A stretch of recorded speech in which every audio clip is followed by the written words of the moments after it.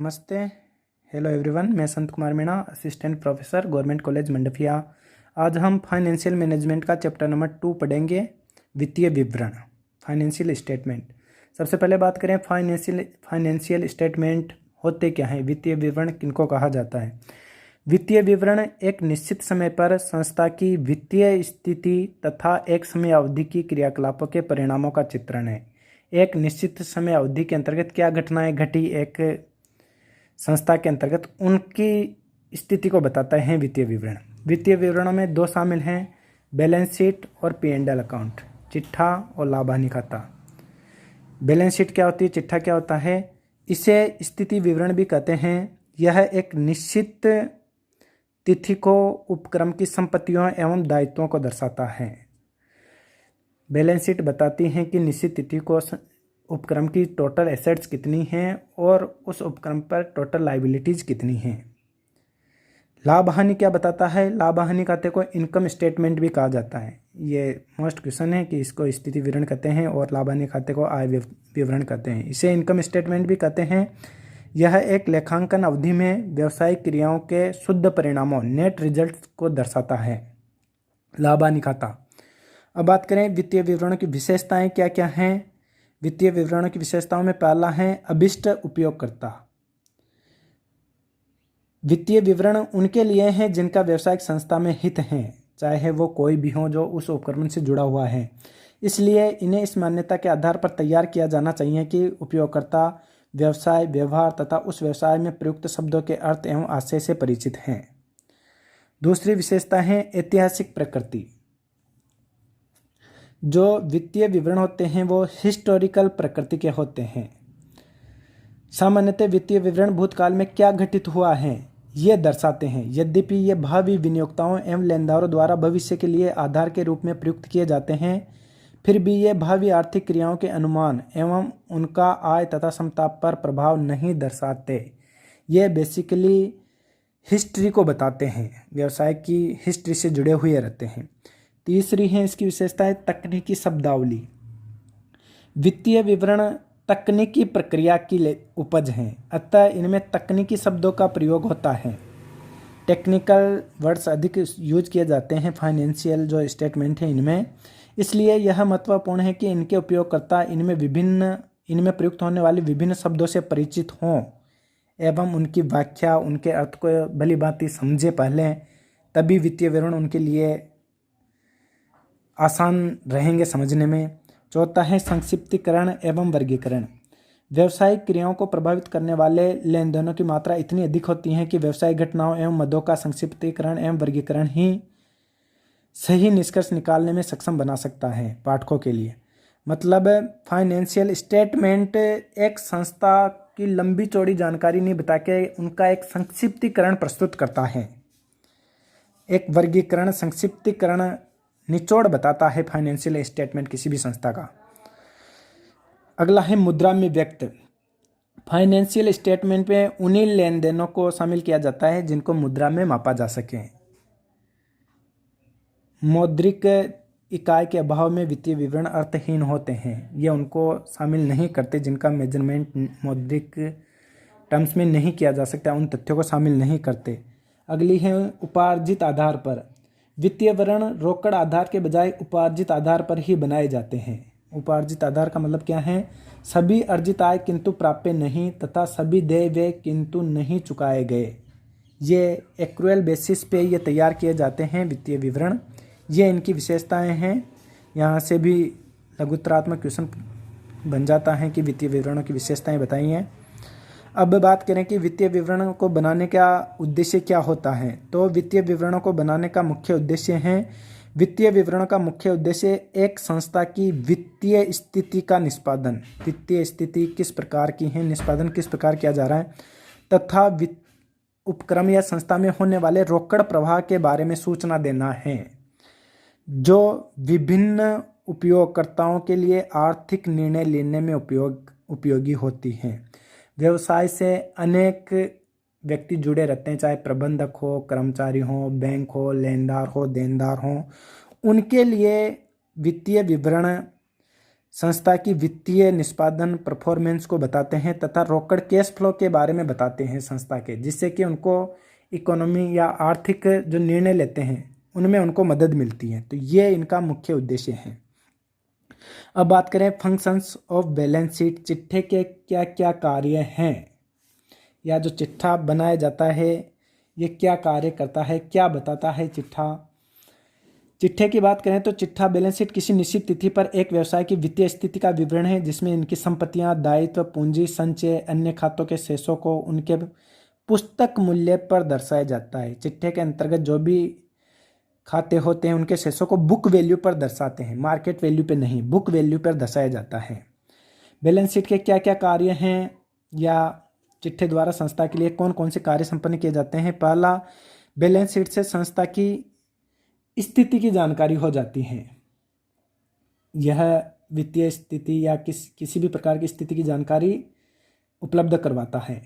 दूसरा है तरलता की जानकारी, तरलता स्थिति की जानकारी। चिट्ठा बैलेंस शीट संस्था की तरलता स्थिति को स्पष्ट करता है। तरलता से आशय संस्था द्वारा उसके कोषों को देय होते ही भुगतान करने की क्षमता से है, जो कि शुद्ध चालू संपत्तियों यानी शुद्ध चालू संपत्तियों, चालू दायित्वों के अंतर से हैं, द्वारा चिट्ठे से जानी जा सकती हैं। तरलता यानी तरलता, लिक्विडिटी मतलब चालू संपत्तियों, चालू दायित्वों का अंतर वो कितना है, ये बैलेंस शीट के माध्यम से जानकारी प्राप्त हो जाती है। और तीसरी जानकारी प्राप्त होती है शोधन क्षमता की जानकारी, और ये जानकारी डेट इक्विटी रेशियो के द्वारा अपन आसानी से कैलकुलेट कर सकते हैं। तो ये 3 प्रकार के कार्य या 3 जानकारी बैलेंस शीट के माध्यम से प्राप्त होती है। एक तो संस्था की स्थिति, संस्था की किस प्रकार की स्थिति है। दूसरी, लिक्विडिटी किस प्रकार की है संस्था में। और तीसरी, शोधन क्षमता किस प्रकार की है संस्था की। ये 3 स्थिति के बारे में अपन बैलेंस शीट के माध्यम से जानते हैं। इसी प्रकार लाभ हानि खाता या इनकम स्टेटमेंट के क्या क्या कार्य हैं। इनकम स्टेटमेंट के पहले तो इनकम स्टेटमेंट को अनेक नामों से जाना जाता है, जैसे आय विवरण, आय एवं आदि के विवरण, आय एवं आदि के, आय एवं अर्जित आदि के विवरण, आय व व्ययों का विवरण आदि, ये अन्य नाम हैं। कार्य की बात करें तो सबसे पहला कार्य आता है संग्रहण। लाभ हानि खाता एक समयावधि में संस्था के आय और व्ययों, खर्चों का संक्षिप्त सारांश प्रस्तुत करता है। संस्था में क्या क्या इनकम हुई और किन किन मदों पे खर्चा हुआ, इनका संक्षिप्तीकरण प्रस्तुत करता है लाभ हानि खाता। दूसरा कार्य है शुद्ध आय का माप। लेखांकन के आधारभूत जो सिद्धांत हैं उनके अनुसार आगमों की व्ययों से तुलना, जो आय हुई है संस्था के अंतर्गत उनकी खर्चों से तुलना करके शुद्ध आय का मापन करता है। इनकम स्टेटमेंट जो है वह आय और व्यय की तुलना करके नेट प्रॉफिट की तुलना करता है या नेट रिजल्ट्स को बताता है। तीसरा मुख्य कार्य है सूचनाओं का संवहन। यह व्यवसाय स्वामियों एवं अन्य पक्षकारों को संस्था की क्रियाकलापों के परिणामों की सूचना प्रदान करता है। तो इसके भी मुख्य कार्य 3 हो गए, संग्रहण करना, संक्षिप्तीकरण, आय और व्यय के संग्रहण के पश्चात, संक्षिप्तीकरण के पश्चात उनसे नेट रिजल्ट्स कैलकुलेट करना, और तीसरा जो सूचनाएं हैं इंपॉर्टेंट उनका संवहन करना, उनको विभिन्न पक्षकारों तक पहुंचाना। अब बात करते हैं वित्तीय विवरणों के आवश्यक गुण कौन कौन से हैं। वित्तीय विवरण में कौन कौन से गुण होने चाहिए। पहले बात करें, इसमें पहला है प्रासंगिकता का गुण होना चाहिए। वित्तीय विवरण में केवल उन्हीं सूचनाओं को प्रकट किया जाना चाहिए जो कंपनी के उद्देश्यों को स्पष्ट करती हैं। अनावश्यक सूचनाओं को बैलेंस शीट में शामिल नहीं करना चाहिए। बैलेंस शीट या P&L अकाउंट जो भी वित्तीय विवरण है उनमें शामिल नहीं करना चाहिए। बोधगम्यता होनी चाहिए, मतलब दी जाने वाली सूचनाएं स्पष्ट, सरल, बोधगम्य होनी चाहिए, जिन्हें एक साधारण व्यक्ति भी समझ सके। बोधगम्यता का तात्पर्य है जो एक सिंपल व्यक्ति भी, जिसको टेक्नोलॉजी की जानकारी नहीं है, तकनीकी शब्दावली की इनको जानकारी नहीं है, वो भी वित्तीय विवरणों को आसानी से समझ सके, ऐसी सूचनाएं इसमें होनी चाहिए। विश्वसनीयता होनी चाहिए। वित्तीय विवरणों में दी जाने वाली सूचनाएं विश्वसनीय हों, ऐसा नहीं कि झूठी मूठी सूचनाएं वित्तीय विवरण में प्रकाशित कर दें। तुलनात्मकता, जो फाइनेंशियल स्टेटमेंट हैं उनमें तुलनात्मकता का गुण होना चाहिए, क्योंकि वित्तीय विवरणों का विश्लेषण का आधार ही तुलना करना होता है। अतः वित्तीय विवरण इस प्रकार तैयार किया जाए ताकि चालू वर्ष की प्रगति की तुलना गत वर्ष से की जा सके। वित्तीय विवरण ऐसे हों जिनसे पिछले ईयर की करंट ईयर से कंपैरिजन किया जा सके। पूर्णता का गुण भी होना चाहिए। वित्तीय विवरण ऐसा नहीं कि अधूरी सूचनाएं हो। जो भी इंफॉर्मेशन दी जाए, जो भी सूचनाएं दी जाएं, वो वित्तीय विवरण में पूर्ण होनी चाहिए। और तत्परता से तात्पर्य वित्तीय विवरण एक निश्चित समय अवधि के लिए तैयार किए जाते हैं, अतः इस अवधि के अंत में इन्हें तैयार व ऑडिट करवाकर संबंधित पक्षकारों को जानकारी दे देनी चाहिए। तत्परता से तात्पर्य है कि निश्चित समय अवधि के अंतर्गत वित्तीय विवरणों का निर्माण हो जाना चाहिए। तो ये वित्तीय विवरणों में गुण हैं। कई बार बड़ा क्वेश्चन पूछा गया है यहाँ से कि वित्तीय विवरणों के आवश्यक गुण बताइए या कौन कौन से गुण होने चाहिए। तो प्रासंगिकता, बोधगम्यता, विश्वसनीयता, तुलनात्मकता, पूर्णता और तत्परता के गुण फाइनेंशियल स्टेटमेंट में के अंतर्गत होने चाहिए। अब बात करते हैं वित्तीय विवरणों की सीमाएं। वित्तीय विवरणों के अंतर्गत कौन कौन सी सीमाएं हैं, क्या क्या दोष हैं। पहला है सूक्ष्मता का अभाव। वित्तीय विवरण में दिए गए आंकड़ों में सूक्ष्मता नहीं पाई जाती, क्योंकि इन विवरणों के समंक जो आंकड़े हैं वह लेखांकन पेशा द्वारा विकसित अवधारणाओं एवं परंपराओं को उनकी पालना करते हुए लिए जाते हैं या ज्ञात किए जाते हैं। इसलिए इनमें प्राप्त सूचनाओं की सूक्ष्मता का अभाव होता है, क्योंकि जो आंकड़े लिए जाते हैं उनको निश्चित सिद्धांत और जो थ्योरीज होती हैं उनके आधार पे, जो अवधारणाएं हैं उनके आधार पे कलेक्ट किया जाता है। दूसरा, पूर्णता का अभाव।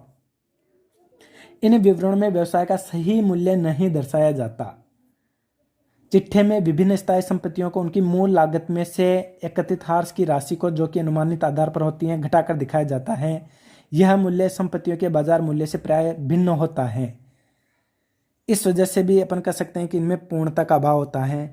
अपूर्ण सूचनाएं रहती हैं। जैसे वित्तीय विवरणों से उन्हीं सूचनाओं का ज्ञान होता है जिनको मुद्रा में प्रकट किया जा सकता है। कई सूचनाएं ऐसी होती हैं जिनको मुद्रा में प्रकट नहीं किया जा सकता, लेकिन फिर भी वो इम्पोर्टेंट होती है संस्था के लिए। तो इस प्रकार अपन कह सकते हैं कि यह वित्तीय विवरण अपूर्ण सूचनाएं प्रकट करते हैं, जैसे कि प्रबंधकों की कुशलता, योग्यता, कार्य करने की शक्ति, और भी कच्चे माल की प्राप्ति में संभावित कठिनाइयाँ, सुविधाएं, स्थायी संपत्तियों का वर्तमान मूल्य। ये सब ऐसी मदे हैं जिनको बैलेंस शीट में नहीं दर्शाया जाता, क्योंकि इनका मॉनेटरी टर्म्स में मेजरमेंट नहीं हो पाता। अगले हैं अंतरिम प्रतिवेदन। वित्तीय विवरण व्यवसाय संस्था की अंतिम स्थिति को प्रस्तुत नहीं करते, क्योंकि व्यवसाय के वास्तविक लाभ या हानि की गणना तो व्यवसाय के पूर्णतया बंद होने के पश्चात की जानी जा सकती है। क्योंकि बैलेंस शीट तो एक निश्चित तिथि को बनाए जाते हैं, जो भी फाइनेंशियल स्टेटमेंट बनाए जाते हैं वो निश्चित तिथिवार बनाए जाते हैं, लेकिन व्यवसाय की एक्चुअल स्थिति क्या है वो तो उसके बंद होने पे पता लगती है कि अपन ने घाटा हुआ है या लाभ हुआ है। हालांकि ईयर वाइज फाइनेंशियल स्टेटमेंट्स बता देते हैं, लेकिन फिर भी दोष की बात कर रहे हैं, इस वजह से ये पॉइंट्स यहाँ गिना जा सकता है कि ये केवल अंतरिम प्रतिवेदन है, अंतिम स्थिति को प्रस्तुत नहीं करते। वास्तविक स्थिति को छुपाना, ये भी एक दोष है। वित्तीय विवरण में ऊपरी दिखावट तथा गुप्त संचयों के निर्माण द्वारा कंपनी की वास्तविक स्थिति को छुपाया जाता है अथवा वास्तविकता से अधिक बढ़ा चढ़ाकर बताया जाता है, जिससे कि उस कंपनी की या संस्था की मार्केट में छवि खराब नहीं होती। तो ये भी एक वित्तीय विवरणों की सीमा है कि वास्तविक स्थिति को छुपा लिया जाता है। तुलनात्मकता का अभाव रहता है, तुलनीयता का अभाव रहता है। दो संस्थाओं के वित्तीय विवरणों की निर्माण विधि, लेखा अवधि तथा व्यवसाय की प्रकृति में अंतर होने के कारण उनका अध्ययन नहीं किया जा सकता। तो ये यहाँ तुलना करने का अभाव भी इसकी सीमा में शामिल है। और ऐतिहासिक लागत, वित्तीय विवरणों को हिस्टोरिकल कॉस्ट, ऐतिहासिक लागत पर तैयार किया जाता है, के आधार पर तैयार किया जाता है। समय के व्यतीत होने के साथ साथ संपत्तियों के मूल्य में कमी होती रहती है, और इस तरह संपत्तियों के चालू मूल्य को हिसाब में नहीं लिखा जाता। वर्तमान आर्थिक परिस्थितियों को वित्तीय विवरण स्पष्ट करने में सदैव असमर्थ रहते हैं। इस वजह से भी ये भी इनका दोष है कि ऐतिहासिक लागत पे लिया जाता है, वो आधार ऐतिहासिक लागत है, इनको भी एक दोष की भांति माना गया है। अब बात करते हैं कि ये प्रारूप होता क्या है पी एंड एल का और बैलेंस शीट का। मैं समझता हूँ पी एंड एल अकाउंट के जो प्रारूप है उनसे आप भली भांति परिचित हैं। बैलेंस शीट के प्रारूप की मैं बात करूँ तो बैलेंस शीट अनुसूची 6 के अनुसार, शेड्यूल 6 के अनुसार अब चिट्ठा केवल बैलेंस शीट अब वर्टिकल फॉर्म में ही बनाई जाती है, लंबवत फॉर्म में ही बनाई जाती है। अब क्षैतिज प्रारूप में बैलेंस शीट नहीं बनाई जाती, जो कि पहले अपन बनाते थे कि एक तरफ अपन ने लायबिलिटीज ले ली लेफ्ट साइड में और राइट साइड में एसेट्स ले लेते, वैसे अब नहीं बनाई जाती। बैलेंस शीट अब वर्टिकल फॉर्म में बनाई जाती हैं। मैं एक परफॉर्मा बताता हूँ सिंपल सा। ये मैंने प्रारूप बना रखा है form of balance sheet. Form of balance sheet में सबसे पहले नेम ऑफ कंपनी, जिस भी संस्था का अपन बैलेंस शीट बना रहे हैं उसका नाम अपन लिखेंगे।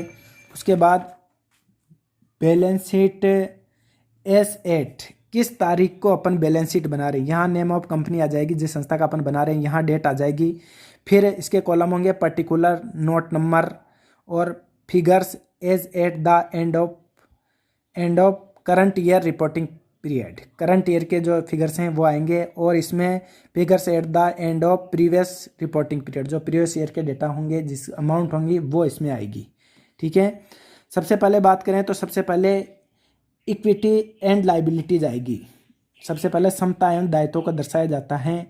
समता एवं दायित्वों में भी सबसे पहले इक्विटी शेयर होल्डर्स फंड, जो शेयर होल्डर फंड्स के जो अंशधारियों के जो कोष हैं उनको दर्शाया जाता है। शेयर होल्डर फंड में निम्न को शामिल करते हैं अपन, शेयर कैपिटल हो सकता है, रिजर्व एंड सरप्लस हो सकते हैं, money received against share warrants हो सकते हैं। ये शेयर होल्डर्स फंड हैं, इनको दर्शाया जाता है।